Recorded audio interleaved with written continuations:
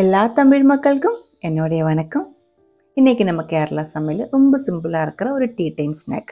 இது tea time ஸ்நாக்காகவும் சாப்பிட்டுக்கலாம், பிரேக்ஃபாஸ்ட்டை வேணால் அந்த மாதிரியும் சாப்பிட்டுக்கலாம், டின்னருக்கு வேணால் அந்த மாதிரியும் எடுத்துக்கலாம்.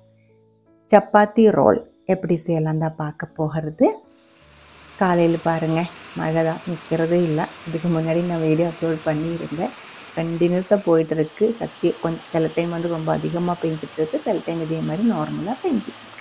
அது அங்கே பெஞ்சிட்டே இருக்கட்டும். நமக்கு சப்பாத்தி ரோல் எப்படி ரெடி பண்ணலாம் அப்படின்னு பார்த்துட்டு வரலாம்.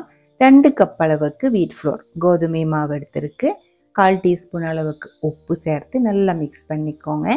அப்ராக்சிமேட்டாக 8 சப்பாத்தி ரோல் செய்கிறதுக்கான அளவுக்கு தான் நான் இப்போ மாவு எடுத்துருக்கு. அதுக்குள்ளே கொஞ்சம் கொஞ்சமாக தண்ணி ஊற்றி மெதுவாக மிக்ஸ் பண்ணி எடுத்துக்கலாம்.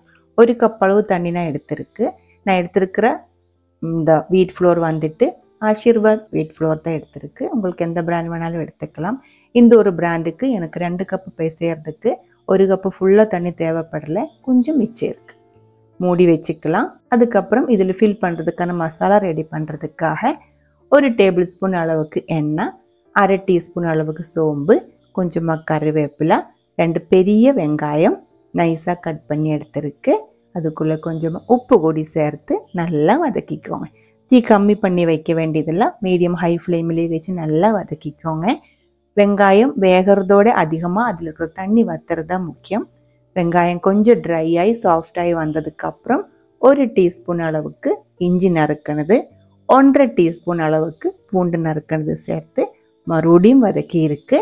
அதோட பச்சை மணம் போனதுக்கப்புறம் 1/2 டீஸ்பூன் அளவுக்கு மஞ்சத்தூள், 1 டீஸ்பூன்லேருந்து 1/2 டீஸ்பூன் வரைக்கும் காரத்துக்கு தகுந்த மாதிரி மிளகாய்த்தூள் சேர்த்துக்கலாம். 1/2 டீஸ்பூன் அளவுக்கு கரம் மசாலா பவுடர் கூடி சேர்த்துருக்கு. பச்சை மிளகு நான் இதுக்குள்ளே சேர்க்கலை. நம்ம உள்ளே ஃபில்லிங் வைக்கும்போது சாப்பிடும்போது பச்சை மிளகு உள்ளே போயிடும், சில பேருக்கு அது பிடிக்காது. அதனால காரம் வந்து மிளகாய்த்தூளில் அட்ஜஸ்ட் பண்ணிக்கோங்க. இது கூடவே 100 கிராம் அளவுக்கு பன்னீர் தான் சேர்த்துருக்கு. 1/4 கப் அளவுக்கு கொத்தமல்லி இலையும் நறுக்கி சேர்த்துருக்கு. பன்னீருக்கு பதிலாக நிறைய ஆப்ஷன்ஸ் இருக்குது. சோயா சங்க்ஸ் எடுத்துக்கலாம், வேக வச்ச முட்டை சின்ன சின்ன பீஸாக கட் பண்ணி சேர்த்துக்கலாம், உருளைக்கிழங்கு இருக்குல்ல, உருளைக்கிழங்கு வேக வச்சு சின்ன பீஸாக உடைச்சும் சேர்த்துக்கலாம். பன்னீர் சேர்த்து நல்லா மிக்ஸ் பண்ணி 5 நிமிஷம் லோ ஃப்ளேமில் மூடி வச்சுக்கோங்க. அதுக்கப்புறம் மசாலா ட்ரை ஆனதுக்கப்புறம் 1 டேபிள் ஸ்பூன் அளவுக்கு டொமேட்டோ கெச்சப் கூடி சேர்த்துருக்கு. டேஸ்ட்டு பேலன்ஸ் பண்ணுறதுக்காக தான். உங்களுக்கு கெச்சப் இல்லை பிடிக்கலை அப்படின்னா 1/2 டீஸ்பூன் அளவுக்கு சர்க்கரை சேர்த்துக்கோங்க. இப்போ இந்த மசாலா நல்லா ட்ரையாக இருக்குது, மாற்றி வச்சுக்கலாம். அடுத்தது நம்ம சப்பாத்தி ரெடி பண்ணி எடுத்துக்கலாம். மாவு நல்லா சாஃப்டாக இருக்குது.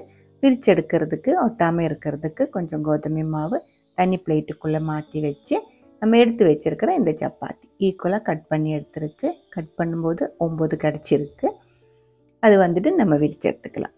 இது வந்து நம்ம சாதாரணமாக சப்பாத்தி தான். சாதாரணமாக சப்பாத்தி விரிக்கிற மாதிரியே விரிச்சுக்கோங்க. அதே திக்னஸில் விரிச்சுக்கோங்க, ரொம்ப கட்டியாகி போகக்கூடாது.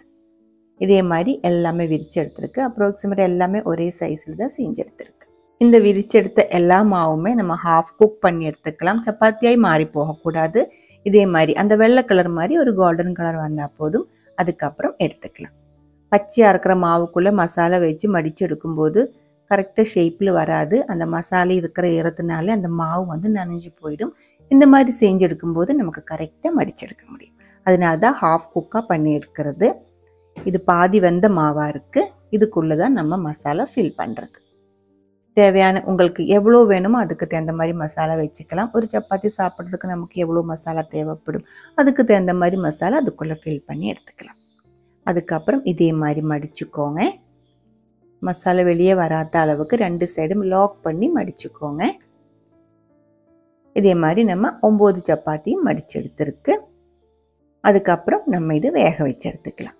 வேக வைக்கிறது நம்ம சப்பாத்தி செய்கிற மாதிரியே அந்த தவைக்குள்ளே போட்டு 2 சைடும் திருப்பி போட்டு லோ ஃப்ளேமில் வேக வச்சுக்கோங்க. ரொம்ப ஹை ஃப்ளேமில் வச்சிருச்சுன்னா உள்ளே வந்து கரெக்டாக வேகாமல் போயிடும். இது பாதி வந்தது தான், இருந்தாலும் லோ ஃப்ளேமில் 2-3 டைம் இதே மாதிரி திருப்பி போட்டு வேக வச்சு எடுத்துக்கலாம். வேணால் மட்டும் கொஞ்சம் ஆயில் இல்லை நெய் ஏதோ ஒன்று மேலே வந்து ப்ரஷ் பண்ணிடலாம். இதுக்காக ஒரு தேங்காய் சட்னி கூட ரெடி பண்ணி இருக்குது. தேங்காய் சட்னி மசாலா எல்லாம் சேர்த்து சப்பாத்தி கூட சாப்பிடும்போது இன்னும் கொஞ்சம் டேஸ்ட் அதிகமாக இருக்கும்.